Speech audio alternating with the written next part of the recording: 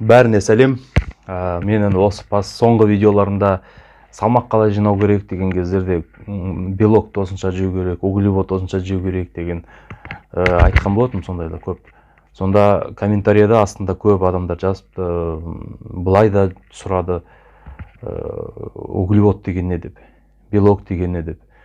Сонда мен түсіндім, адамдардың көбі углевод, белок дегенді білмейді екен, не екенін.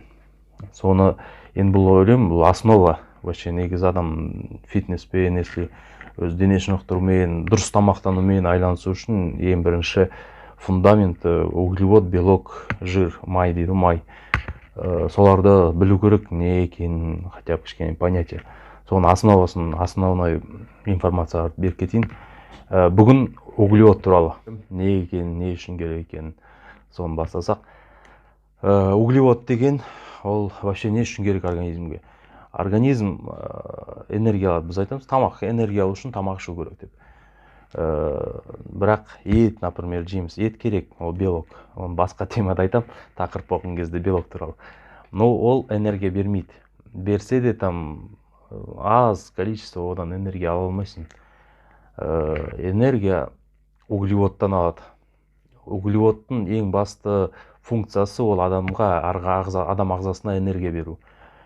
Мұна біздің қозғалғанымыз, мен қолмен бүйтіп отырған, оның бәрі мышцамен управляется, и оның бәрі углевод расходуется. Углеводпен энергия алып отырсың. Тренировка істейсің. Әр мышцаның қозғалғаны ми углеводпен энергия алады, углеводпен жұмыс істейді. Ішкі органдарымыздың бәрі углеводпен жұмыс істейді. Ас қорытуда углеводпен жұмыс істейді. Энергияны углеводтан алады.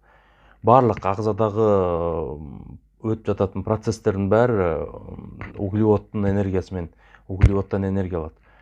Сондықтан оны сіздер ең бірінші очередь углеводты энергия деп түсіну керек. Сондықтан көп адамдар углеводты алып тастайды ғой.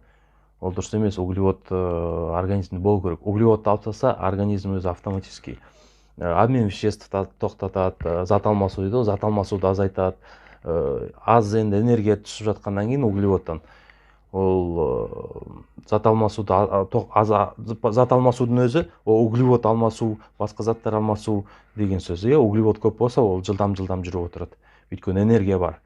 А энергия жоқ болса, ол эконом жасайды, сол энергия жетпей жатыр, углевод аз болып жатыр, сосын бүкіл процестердің бәрін ақырындатып қояды, ақырын жұмыс істеп тұрады. Обмен веществ, зат алмасу азаяды, содан кейін май жиналады. Кішкене жесен, зат алмасу төмен, анан бәрі қорытылады, ана клеткалардан бір клеткаға өту жұмыстарын бәрі ақырын жүреді, микро немелердің бәрі. Содан кейін артық энергия ешқайда кетпейді, ал жылдам болса майға жиналмайды. Сондықтан углевод, обмен веществ, зат алмасуды жылдамдатады. Углевод деген ол негізі былай жалпы түсінік, углевод деген. Енді естіген шығарсыздар, неме деген бар, сложные углеводы дегендер бар. Простые углеводы, сложные углеводы дейді. Быстрый углевод, медленный углевод деп айтылады. Соны естіген шығарсыздар. Енді соны түсіну үшін неге ол солай атылады? Сложный деп, простой деп. Углеводтың құрамын түсіну керек. Углевод деген ол жалпы былай түсінік, углевод. Енді оны түсіндіру үшін мне приходится өзім мұғалім сезінуге. Кішкене. Углевод, қазір құрамын түсіндіру өтен бірінші. Моносахаридтерден тұрады бәрі. Мен қысқа жазып салам. Моно сахарид деген сөз болды. Моносахаридтерден тұрады. Томақ бекіре қояқ. Осындай моносахарид болады. Көрініп тұрған шығар. Моносахарид деген не? Моносахарид деген біз естіп жүргендеріміз глюкоза, фруктоза, галактоза дегендер бар, тағы да сондай. Глюкоза, фруктоза, галактоза, ол сол үшеуі негізі основной моносахаридтер. Глюкоза, например, мына жерде сложный углевод түсіндіріп өтейін. Простые углеводы, сложные углеводы.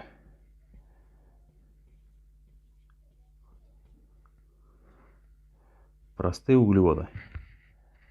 Мынау простые углевод будет. Ана жерде қазір түсіндіріп өтем бәрін.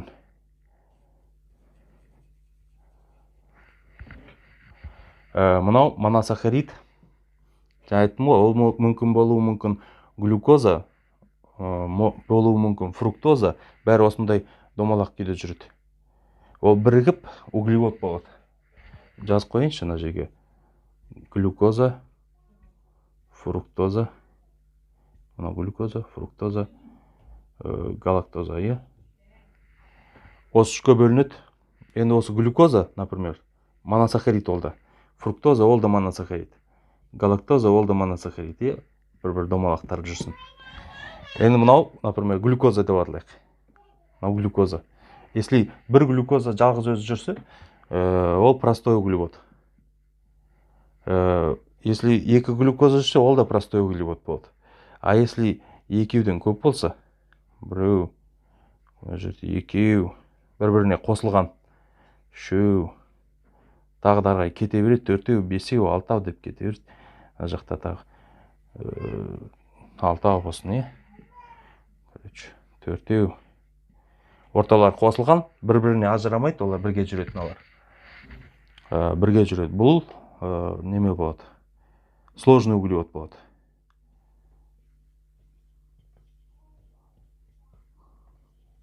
Сложный углевод. Простой углеводтар аз моносахаридтерден тұрады. Бір немесе екі. Ал если жаңа глюкоза, фруктоза, мынам біреу глюкоза, біреу фруктоза, біреу галактоза, тағы да біреу глюкоза, екі глюкоза болуы мүмкін, екі фруктоза болуы мүмкін. Или 3-4 де фруктоза, біреу глюкоза болуы мүмкін деген сияқты. Солай қосылған. Қайсысы болса да бәрібір, цепочка ұзын болса, бәрібіріне қосылған структура үлкен болса, онда ол сложный углевод деп аталады. Қазір түсінесіздер? Неге сложный екен? Енді мынау, например, адамның ішегі деп алайын.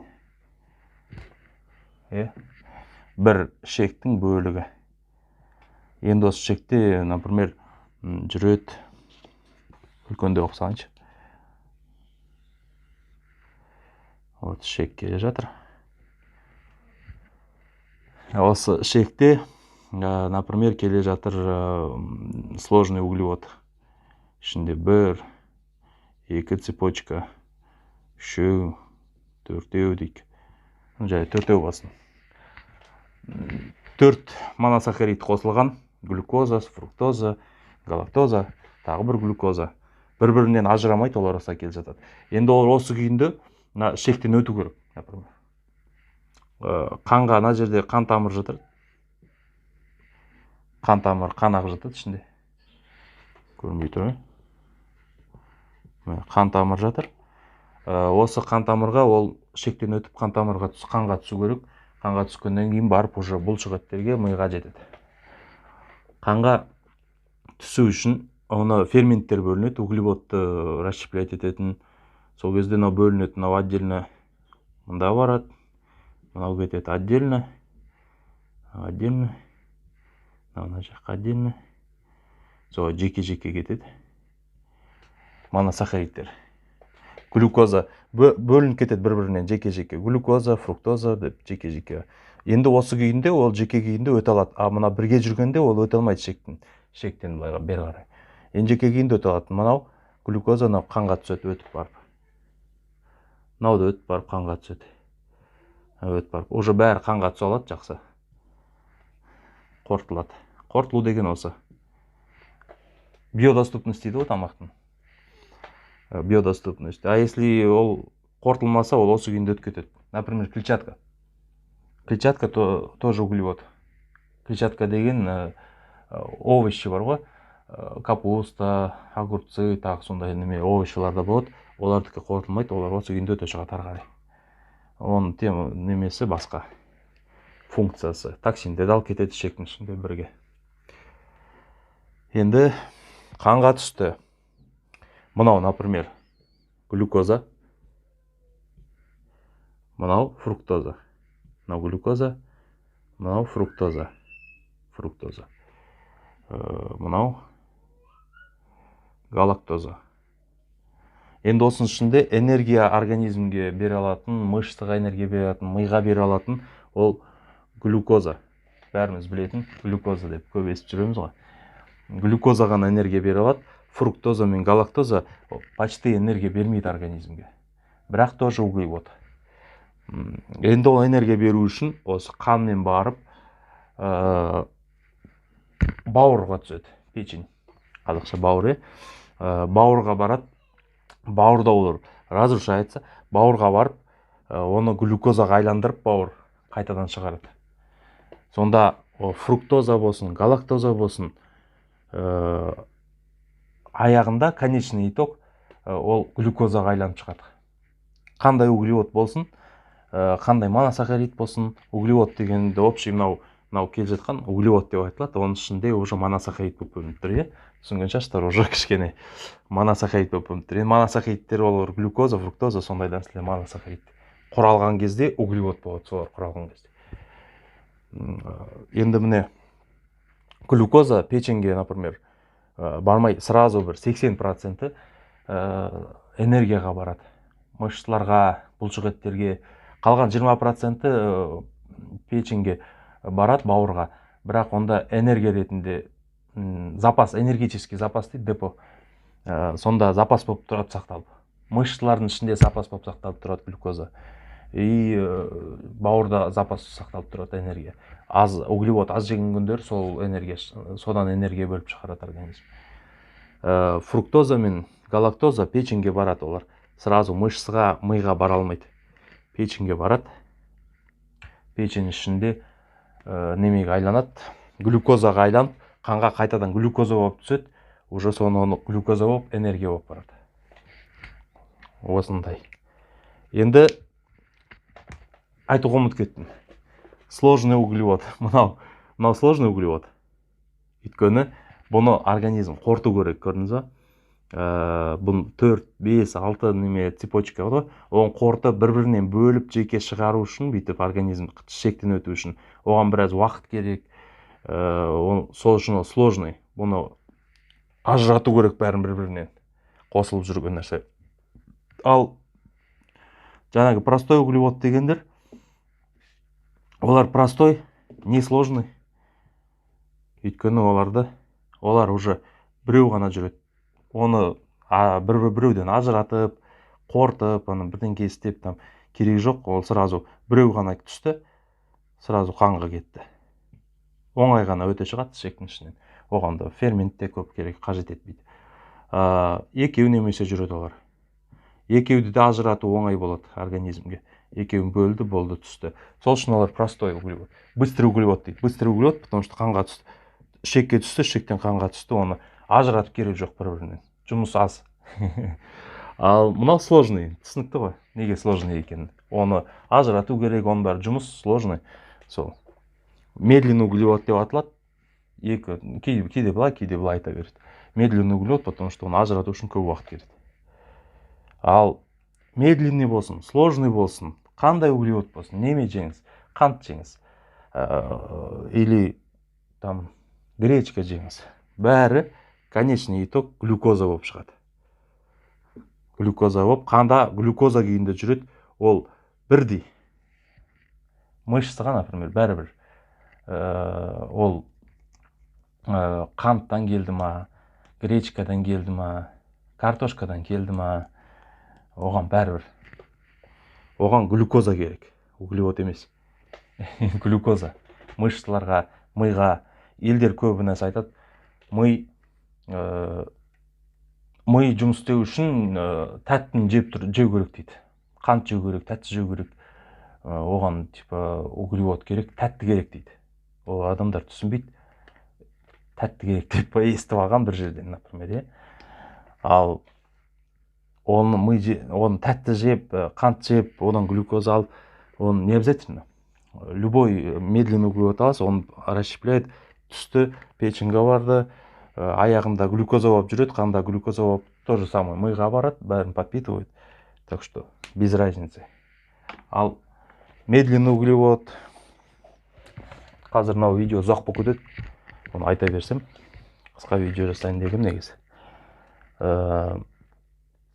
Неге енді бәрі бірдей қанда глюкоза болып жүрсе, разница жоқ болса, медленмен жаңағы қантпен немедегі алынған углеводтан организмге бәрі екеуі де глюкоза болып баратын болса, ондайша неге адамдар қанттан қашады деген, ол туралы думаю жеке видео түсіру керек, потому что қазір ұзақ болып кетеді, оны тағы объяснять надо.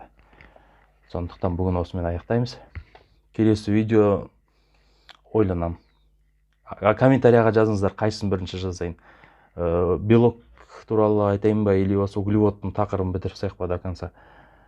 Жаңағы быстрый углевод, қанттан алатын углевод пен медленный углеводтың немесін, разницасын түсіндірейін ба.